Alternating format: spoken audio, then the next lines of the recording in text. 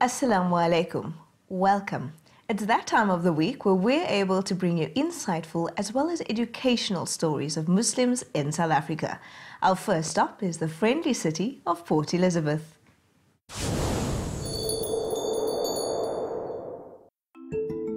Nelson Mandela Bay attorney, activist and businesswoman Tasneem Fredericks truly found her calling, and this brought with it an innate need to share her knowledge and passion with others. I didn't decide to study law. I think law was one of those things that kind of fell into my lap. And so when I went to university, I was standing in the queue, I kind of looked around and everybody was talking about BA. I didn't know what it was, and then I was like, no, that's what I'm doing because everybody's doing it. And then I did it for a year. I majored in language because I loved language, I loved reading. I did French and English, but I found myself in the law faculty the following year. And that's how I started. And I think it's having grown up during apartheid that must have influenced me subliminally that I didn't quite know until I was there that I wanted to do law. Tasneem now owns her own law firm, Fredericks Incorporated, and has used her business to take on cases that deal with equality and empowerment. She also practices what she preaches in her workplace. My law firm is called Fredericks Incorporated. I have 10 employees. It's a family business. So my mom does my accounting, my brother is my office manager, my sister does paralegal, she does the conveyancing work. And a lot of my staff I've trained myself.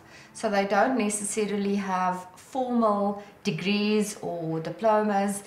And for me, conveyancing, it's to do with property. And land ownership in South Africa is a very painful issue. It's something that, you know, both white people are pained about and black people especially. And when I see how people who acquired land in South End in the early 80s for like 100,000, today they sell the land at like 4 million rand. So, you know, you see the inequity in that.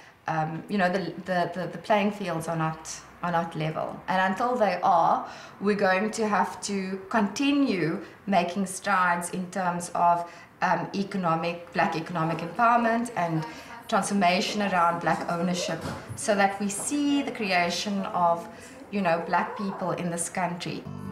For Tasneem Fredericks, spirituality is about maintaining a balance between your service to Allah and your service to man. One cannot exist without the other. She also believes in putting family first. I grew up in a very staunch Muslim family, so you know, Islam was very important throughout our lives. And when I was in standard 2, my father took me out of school for a year and I learned hifz. And I was in an environment where I was the only girl, but because I hadn't reached the age of puberty, it was okay. And after the year I went back to school, I started standard 3, which is now grade 5, I think. But I think that, you know, being in a world of men gave me the confidence that I think I have today. So it was quite invaluable, you know, to have spent that year out of school and, you know, learning the Quran for a year. Family is very important to me because, I mean, it's my network, it's my support structure. Also, family grounds me, and it really gives me pleasure being with my family. And what I do, like with Iman, for family time is I'll make it about her. I'll ask her, you know, what does she want to do? Mentorship has gone to the top of Tasneem's priorities as she realized the desperate need for young people to receive guidance when starting their own business. For me, when I grew up, I looked for someone to guide me, and there wasn't anyone. So when I became involved with the student chapter and I spoke at the events and I gave, you know, CV and work readiness workshops, people would just gravitate toward me. First of all, Tasneem was one of the few people who actually offered to mentor us, but also just as a woman who kind of realizes that because you are a woman, there's a lot of things that will be a lot harder for you to go through, and who doesn't shy away from saying that, okay, look, because you are the way that you are, there will be a lot more challenges. With mentorship, it's extremely important as black women to have mentors, and it's even greater if your mentor can also be a black woman, because we face some very nuanced challenges in the business world. Because when we started out, we thought it was going to be great, there weren't going to be any issues, we were going to be millionaires in 3 months. But we realized that when you approach a venue and you have an idea, just with the way that we look, and we're black women already, they're like, do you really think you can bring 200 people to a venue? So how are we going to make money? You know, they really question you and make you second guess yourself. And Tasneem is perfect because she's really confident and she's had to navigate those same issues. Our labours we will never see the fruits of our labours. The same way people like Steve Biko, who fought for our liberation, never saw the fruits of his labours. So it's this notion of continuously striving for our future progeny so that there is a future for our kids. Tasneem truly believes in speaking for those who can't speak for themselves, and this is evident through her work, her passion and involvement in uplifting others. Technology is moving at such a fast pace, it's almost hard to keep up. That's why we do the legwork for you by finding the best tech, apps and also books to review. Check this out.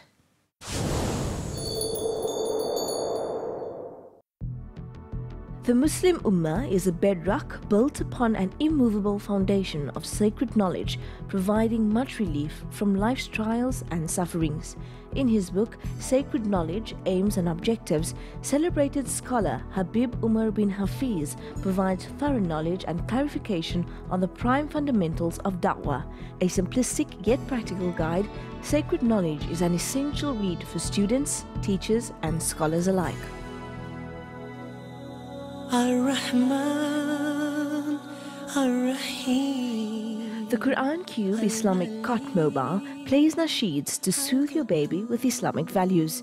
The mobile's beautiful nasheeds can be enjoyed by all and really brings a sense of peace to baby's environment. It is made up of a soft Kaaba, golden moon and 8 golden stars rotating around the Kaaba. Islamic Knowledge is an educational app with an array of quizzes on Islamic facts for the whole family. It's interactive enough for kids and advanced enough for adults hoping to learn more about the Deen. Do the quizzes on your own or select the multiplayer option and see how high you can score. Documenting history helps preserve the memory, images and voices of a community. This is our reasoning behind the historical pieces that we do. This week, we went to learn more about the Howick Muslim community.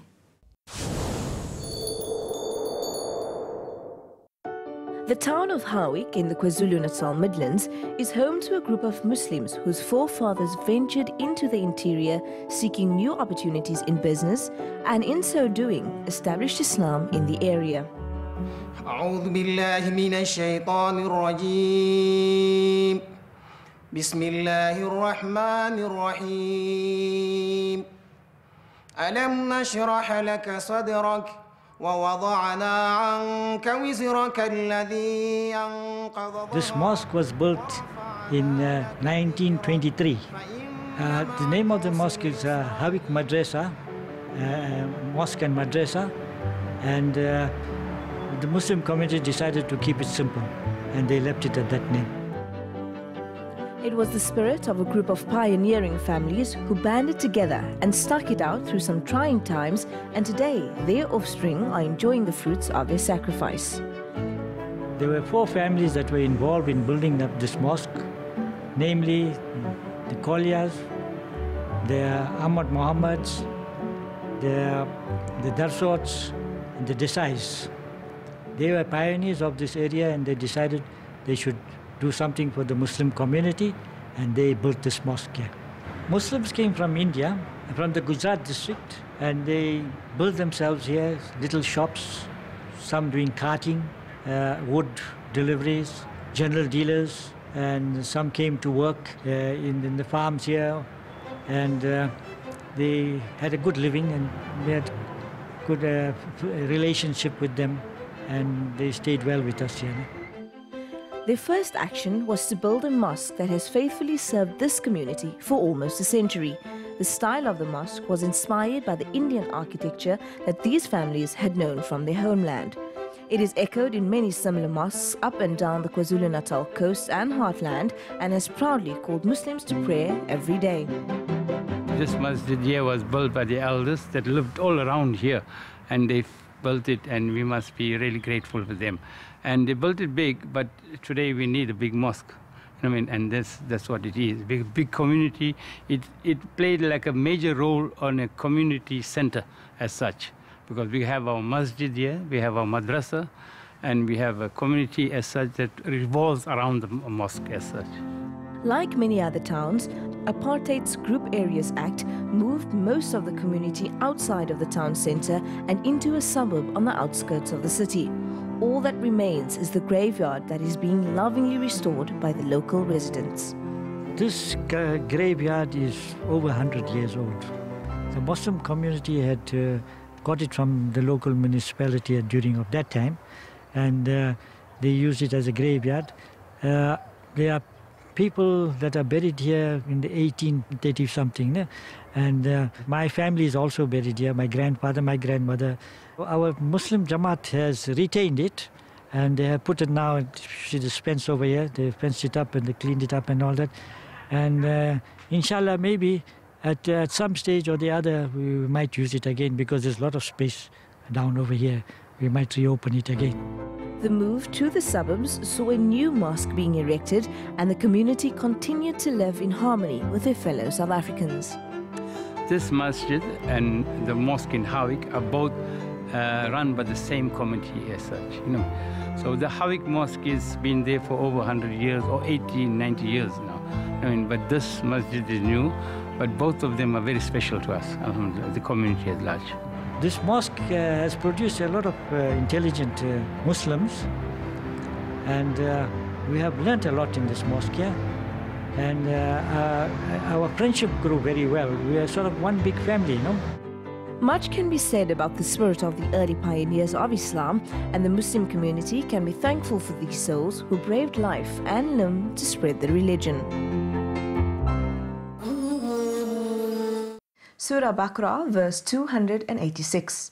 Allah does not burden a soul beyond that it can bear. The verses found in the Holy Quran are for all time, and we can find our daily inspiration by turning to it. Let's see what this week's tafsir is all about. أعوذ بالله من الشيطان الرجيم بسم الله الرحمن الرحيم الله الذي خلق السماوات والأرض وأنزل من السماء ماء وأنزل من السماء ماء فأخرج به من الثمرات رزقا لكم وسخر لكم الفلك لتجري في البحر بأمره وسخر لكم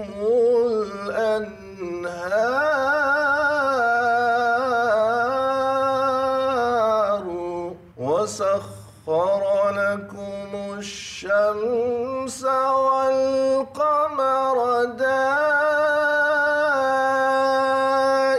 دائبين وسخر لكم الليل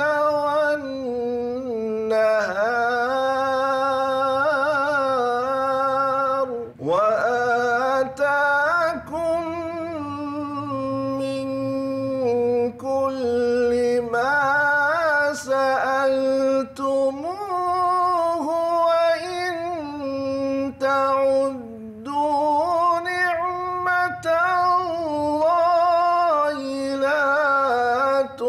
تحصوها إن الإنسان لظلوم كفار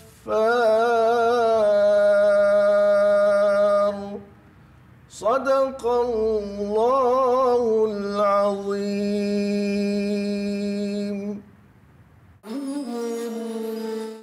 Assalamu alaikum wa rahmatullahi wa barakatuh. Peace be upon you all. In the name of the All-Merciful, the All-Gracious, salutations on all divine emissaries. The beautiful verses you've listened to are from chapter 55 of the Holy Quran. And our reciter, may he be blessed, recited from verse number 7 to 13. It speaks of divine favors and the fact that all that we know of in existence represents His favor, the Supreme Being, God, the Creator of the heavens and the earth.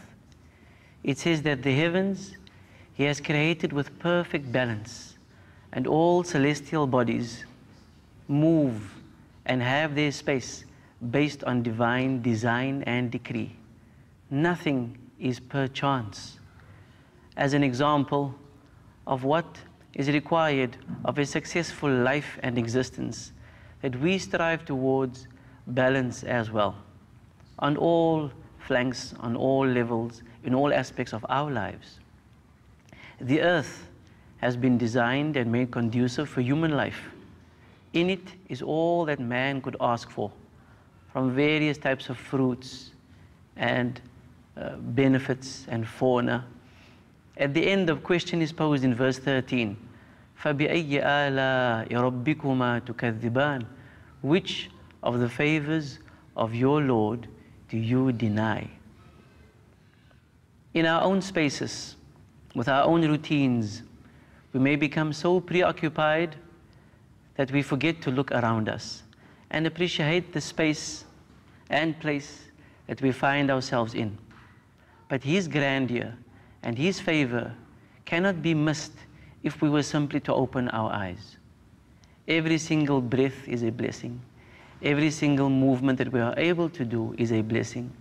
All our senses are blessings, and what we are able to perceive and understand, just the ability to comprehend, is a blessing in itself. Through it we grow. Through it we learn to appreciate, and our lives automatically become more fulfilling, more enriched. A life of gratitude is a life of happiness. We do not allow ourselves to despair or lose hope, but when seeing His favor in everything, we live with positivity, and we live for another day in which we may use to benefit those around us and use to count in our favor. I leave you with this reminder. Have a blessed week ahead, one that is filled with gratitude. Wassalamu alaikum wa rahmatullahi wa barakatuh. Mouth-watering, simple and easy, oh so delicious are just some of the terms used to describe Lemise du Toit's cooking. I just can't wait to hear what she's got on the stove for us today. Assalamu alaikum. Today I'm going to be showing you how to make a New York style strip steak. So a strip steak is essentially what we know as a porterhouse or a sirloin steak. And I've got about 6 steaks in front of me, and I've cut them about 1 centimeter thick, and I've left the delicious fatty bit on it because that will render and just add extra sweetness to our steak. And all that this needs is salt, black pepper that I've already ground. I'm going to rub them up with olive oil, and I sear these in a really, really hot pan. And we're going to be serving that with a mushroom sauce. And for my mushroom sauce, I've got about 400 grams, which is 2 punnets of mushrooms that I've chopped. Then I've got 1 onion, medium-sized onion, finely chopped, parsley that we'll use for some garnish, fresh cream that will add the liquid to my mushroom sauce, garlic for depth of flavor. The only spices that go in here are some salt and pepper, and of course my white flour is a thickener. I'm going to start off with my mushroom sauce. So the first thing I'm going to do is, I have a pan that I've been heating for a while. I'm adding some blended seed oil. And I'm going to start off by frying my onions. And just to make sure that these get caramelized really quickly, I'm just going to add a sprinkling of salt, and that just helps speed up the process. So to this, my mushrooms, and you'll see that your pan will start to sort of gather water. So to this, some black pepper, and this you're just going to have to wait until it boils down, and of course some salt.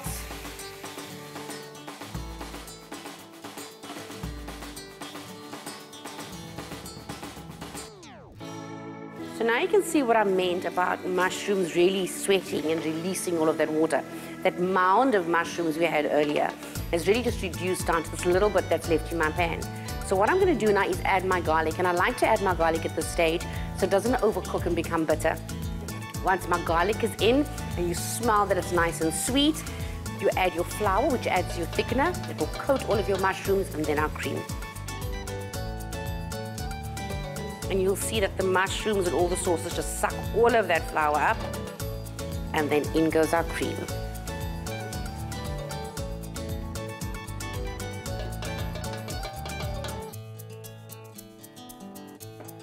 So I'm going to add a little bit of my parsley, and I'll add a little bit more later just to keep that freshness. I'm just going to put this out of the way so we can start doing our steaks.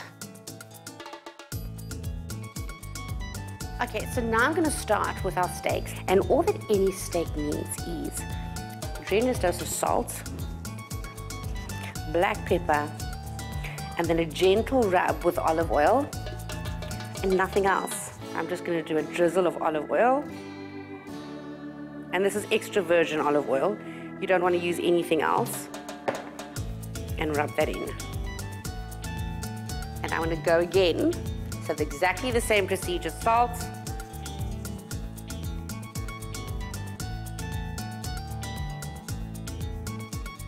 okay, so my pan is hot and smoking, as you can see. So all I'm going to do is drop it in.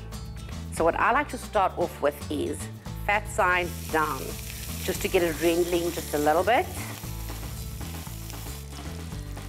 And you can see when I lift that up, it's actually left quite a bit of oil in the pan.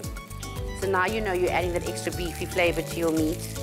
So all that you do now, and never overcrowd your pan. One steak at a time. If that's as big as your pan is, that's all you need. And every steak just needs a knob of butter.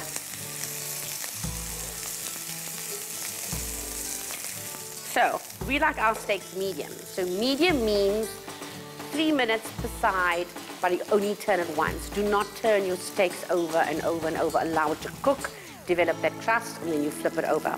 And a trick that I learned from Gordon Ramsay is if you like your steak rare, that's how you have it.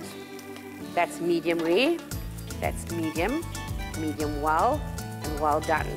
So depending on the firmness of this muscle over here, that's how you know when your steak's ready. These are about 1 centimeter thick, so I think 2 minutes is more than enough for a medium steak. And for the flip. Make sure you let your steaks rest. 5 minutes resting time allows it to reabsorb all of those juices, and you'll have a delicious steak. Patience is everything. And as my last steak comes out of the frying pan, my mushroom sauce is ready. All that this needs, a knob of butter on each steak.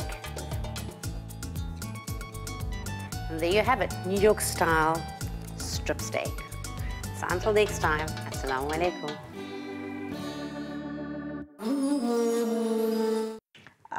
Another week, another wonderful few minutes spent with all of you. Please keep me and the team in your du'as as we prepare for another week of life on this beautiful dunya. Assalamu alaikum from me, Zahra Robinson.